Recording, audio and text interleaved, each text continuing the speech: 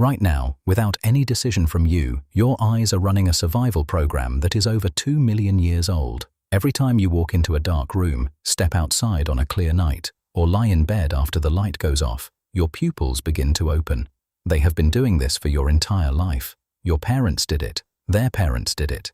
Every human who has ever lived did exactly this, but no one ever told you why. Around 200,000 years ago, your direct ancestors, anatomically modern Homo sapiens, were sleeping on the ground. Not in trees, not in caves every night, but on open ground, in small groups, around a fire that was burning down to embers before dawn. The darkness around that fire was not a mild inconvenience. It was the most dangerous environment a human body could occupy. Lions are crepuscular and nocturnal hunters. Leopards hunt in the dark. Hyenas operate at night. Every major predator on the African landscape had a significant low-light advantage over your ancestors. And yet, your lineage survived. Part of the answer is fire. But fire goes out. Fire requires tending. And in the hours when it burned low, your ancestors needed something else. They needed their eyes to work in conditions they were never optimized for during the day. And so your body, over hundreds of thousands of years, built and refined a system to do exactly that. That system starts inside your iris. Right now, in the colored part of your eye, there are two opposing groups of smooth muscle fibers working against each other constantly to control the diameter of your pupil. One group, the sphincter pupillae, forms a ring at the edge of the pupil opening. When it contracts under parasympathetic control, it squeezes the pupil smaller. The other group, the dilator pupillae, radiates outward from the pupil center like the spokes of a wheel. When it contracts under sympathetic control, it pulls the pupil open wider. In bright daylight, the sphincter wins. Your pupil is reduced to roughly 2 millimeters, protecting your retina from overexposure. Step into complete darkness, and the balance shifts. The sympathetic nervous system activates the dilator, and your pupil opens to as wide as 8 millimeters. That is a 16-fold increase in the amount of light entering your eye, achieved in seconds, without any conscious effort from you. But pupil dilation is only the beginning. What it does is increase the aperture, the window. What actually processes the information coming through that wider window are the rod cells in your retina. Research published in Stat Pearls and across multiple ophthalmology studies confirms your retina contains approximately 90 million rod cells, compared to around 6 million cone cells. Cones give you color and sharp detail in bright light. Rods give you something far more primitive and far more powerful in the dark: the ability to detect a single photon of light. Each of those rod cells is loaded with a photosensitive protein called rhodopsin. When even a single photon of light strikes a rod cell, it triggers a cascade of molecular events that converts that photon into a nerve signal. Rhodopsin is your prehistoric night vision pigment, and it does not come from nowhere. When light hits rhodopsin, it breaks it down in a process called bleaching. The pigment is temporarily destroyed and cannot respond to light again until it regenerates. Research published in Britannica's Science database and peer-reviewed in the Journal of Physiology confirms that this regeneration takes place in darkness and that full rhodopsin regeneration, specifically the rod-mediated phase, requires 30 to 45 minutes to reach maximum sensitivity after bright light exposure. This produces the classic dark adaptation curve. Your cones, the color processing cells, adapt within 5 to 7 minutes and reach their limit. But around the 10-minute mark, something shifts. Your rods become more sensitive than your cones. Scientists call this the rod-cone break. After that, the rods continue gaining sensitivity for another 20 to 30 minutes until rhodopsin is fully regenerated. At maximum adaptation, your rod system is sensitive enough to detect light levels roughly 100,000 times lower than what your cones require. Think about what this meant for your prehistoric ancestors. If you were sitting by the fire and then needed to move into darkness to investigate a sound, your visual system took 45 minutes to reach its full capacity. That gap was real. That gap was dangerous.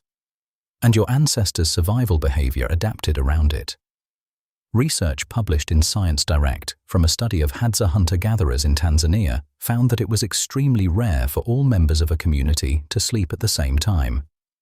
Over a 20-day observation period, every member of the group was asleep simultaneously for a total of just 18 minutes. Evolutionary anthropologist David Sampson at the University of Toronto describes this as a sentinel sleep pattern. Small groups maintaining demographic variety in sleep timing, with different chronotypes ensuring at least one person maintained partial wakefulness and low-light vision at any given time through the night. Your pupil dilation is not simply an eye response.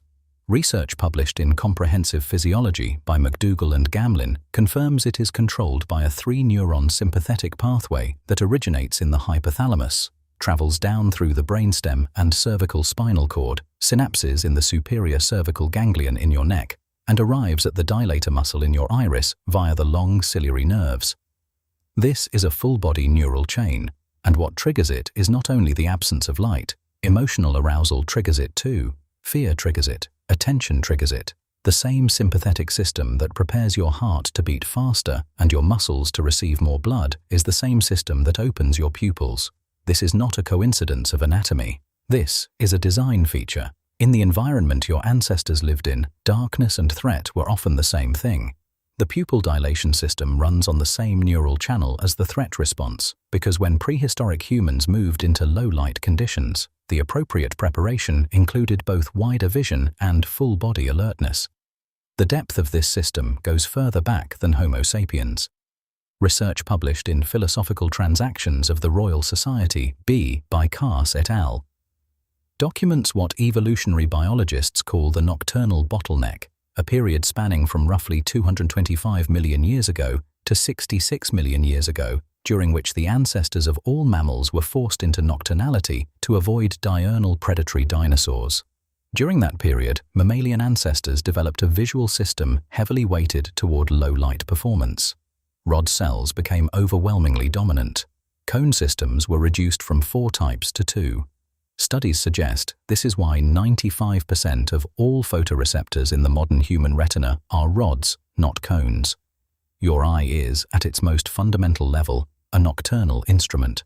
The cone system that gives you color and sharp detail in daylight is the evolutionary addition. The rod system, the rhodopsin-loaded, darkness-sensitive machinery, is the ancestral core. Modern humans added to it over time, but never replaced it. There is one counterintuitive feature of this system that your ancestors understood through experience without needing to know the science. The center of your visual field is essentially blind in the dark. Your fovea, the central depression of your retina where resolution is sharpest in daylight, is packed exclusively with cones. No rods at all. In low light, when cones are inactive, looking directly at something dim makes it disappear. To see something faint in the dark, your ancient visual system requires you to look slightly away from it, redirecting the image onto the rod-rich peripheral retina. Astronomers today call this averted vision. Your ancestors used it every night without a name for it.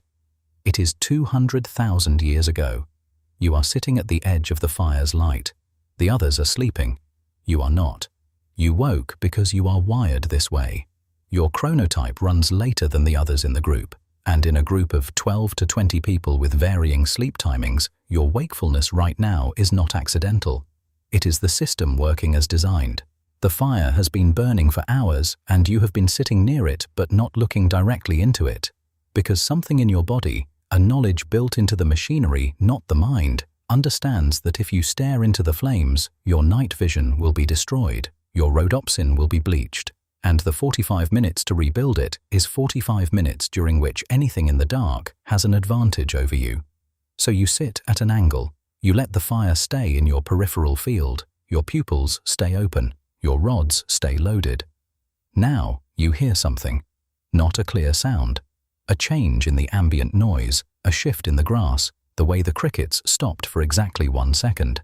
Your sympathetic nervous system does not wait for your conscious analysis.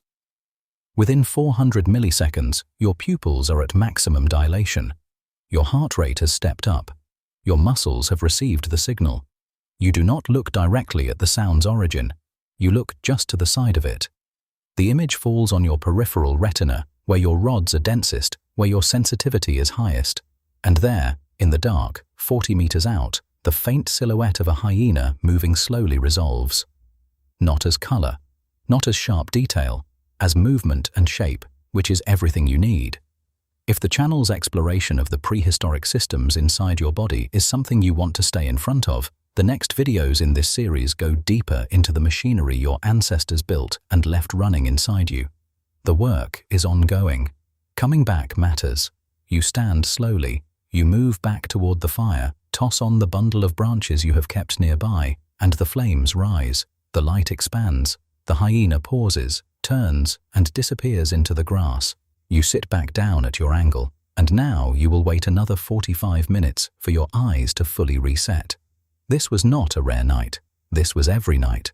For hundreds of thousands of years, the system inside your eye was not built for convenience. It was stress-tested across an environmental pressure that most humans today will never come close to experiencing.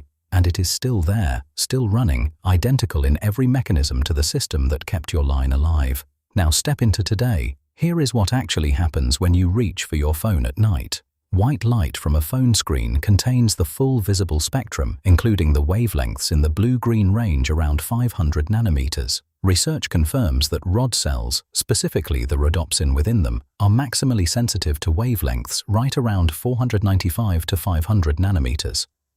Blue-white screen light sits squarely in the zone that bleaches rhodopsin most effectively. When you look at a bright screen for even a few seconds in an otherwise dark room, your rods go blind for the next 30 to 45 minutes. This is where the prehistoric calibration becomes striking. Research confirms that red and orange light, at wavelengths above 620 nanometers, falls outside the sensitivity range of rod cells. Rhodopsin is not significantly bleached by red wavelengths. The firelight your ancestors sat beside every night, which peaks in exactly those red-orange wavelengths, was the one light source that allowed their pupils to stay open and their rhodopsin to remain intact. Sitting by fire preserved night vision. Sitting by screens destroys it. Your ancestors did not know the word rhodopsin. They did not understand wavelengths. But hundreds of thousands of years of selection pressure meant that the humans who sat near fire without staring into it, who maintained the angle that kept firelight peripheral, who woke in rotation so the group always had someone with functional night vision present, those were the humans who survived long enough to reproduce. Their bodies, and that instinct, is your body now. Research published in the Royal Society Open Science Journal confirms that the human pupil adjusts across a range from approximately 2 millimeters in bright daylight conditions to as wide as 8 millimeters in complete darkness. But here is what that same research also shows. Pupil dilation decreases with age. The maximal darkness diameter that a young adult reaches is measurably larger than what a 60-year-old can achieve. The biological equipment your ancestors relied on is sensitive to how you treat it. It degrades if it is chronically overstimulated by artificial light before sleep. Disclaimer: the content in this video is for educational purposes only. If you are experiencing changes in your night vision or any vision symptoms, consult a qualified eye care professional. This video does not constitute medical advice. What the research suggests is that the system inside your eye functions best when you give it what it was built for. A dark sleeping environment supports full rhodopsin regeneration overnight. Avoiding bright white or blue spectrum light in the hour before sleep preserves the sensitivity your ancestors relied on. Spending time outdoors at dusk and dawn, when the light spectrum shifts toward the red-orange range, is consistent with the photoreceptor calibration that evolved across hundreds of thousands of years of outdoor living. None of this requires dramatic behavior change. The system is already running inside you. It simply performs closer to its prehistoric specification when you stop fighting it. What your ancestors understood through survival pressure and what your eye science confirms through research is the same fact. The human visual system at night is not limited. It is calibrated. It is waiting for conditions that let it run at the specification it was built to. The specification has not changed. The conditions have. Every night you have ever spent in the dark, your eyes have been running this exact sequence. Seconds to dilate, minutes for your cones to stabilize, the rod cone break at 10 minutes, full sensitivity somewhere between 30 and 45 minutes after entering darkness. This is not new hardware. This is not a modern medical discovery. This is the ancient machinery, identical in your body to the machinery in your ancestors' bodies, quietly working in the dark the way it has always worked. Here is the full payoff of everything you now know. Your pupil dilation system is a three-neuron sympathetic chain running from your hypothalamus to your iris. Your rhodopsin is your prehistoric night vision pigment, built across hundreds of millions of years of mammalian evolution, maximally sensitive at 495 nanometers, capable of detecting a single photon of light when fully regenerated. Your dark adaptation timeline, 45 minutes to full rod sensitivity, is the same timeline your ancestors navigated around when they planned who stayed awake, how they angled their bodies near fire, and how they processed danger in the dark. The title of this video asked why your pupils do what a prehistoric human needed them to do in complete darkness. The answer is that your pupils are not doing something different from what your ancestors needed. They are doing the same thing. The mechanism is identical. The chemistry is identical. The neural pathway is identical. You are not looking through modern eyes in the dark. You are looking through prehistoric eyes. You always have been.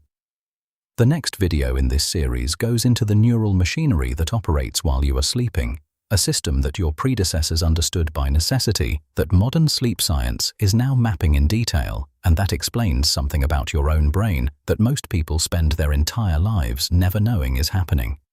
If you have been running on sleep you think is adequate, but wake up feeling like it was not, what comes next concerns you directly. You owe it to yourself to know what your body is doing when you cannot see it working.